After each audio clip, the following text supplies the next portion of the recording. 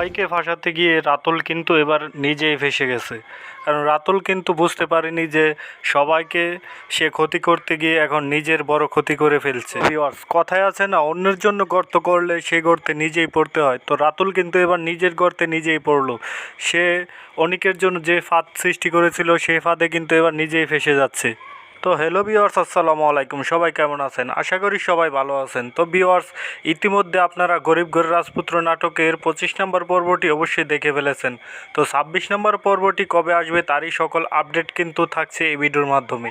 তো ধৈর্য সহকারে ভিডিওটি না টেনে দেখতে থাকুন, তাহলে জেনে যাবেন কী ঘটবে এবং কবে আসতে চলেছে এই নাটকের 26 নম্বর পর্বটি। ইতিমধ্যে কিন্তু আপনারা দেখেছেন রাতুল অনেক চেষ্টা করেও অনেককে কিন্তু পথে বসাতে পারেনি, কিন্তু মেঘলার চালে এবার রাতুল ঠিকই পথে বসতে চলে। রাতুল মেঘলার প্রজেক্টে সকল টাকা খরচ করে ফেলেছে এবং এই প্রজেক্ট এখন মেঘলা পুরোপুরি বন্ধ করে দেবে। তো তার জন্য ব্যাংক কিন্তু রাতুলকে হয়তো একবারে দেউলিয়া করে দেবে এবং রাতুল অবশেষে ফকির হয়ে যাবে।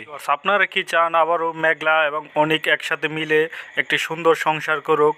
তো যদি চেয়ে থাকেন তাহলে অবশ্যই কমেন্টে ইয়েস লেখা যাবেন। গরিব ঘরের রাজপুত্র এই ওয়েব সিরিজটির 26 নম্বর পর্বটি কিন্তু দেখতে পারবেন আগামী মঙ্গলবার দুপুর 12টায় কারোহিম ড্রামা ইউটিউব চ্যানেলে।